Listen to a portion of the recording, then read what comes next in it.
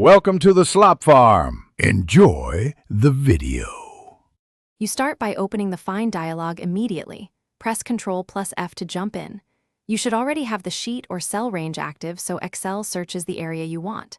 Type the text, number, or fragment you need, and note that Excel matches cell contents by default.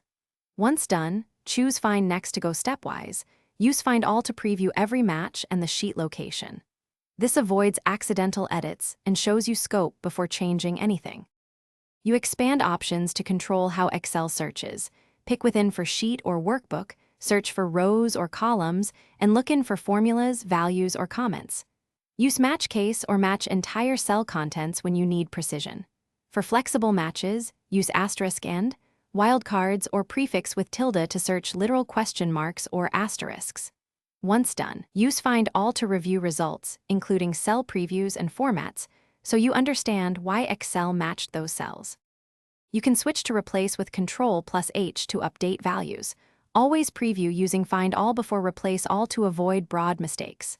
Replace one at a time when precision matters, and use Replace All when confident.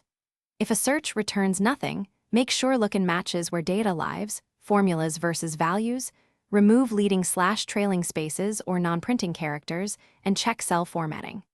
If still stuck, try copying a found value into the dialog to ensure exact match. This solves most issues. Thanks for watching. Consider subscribing if we helped you today.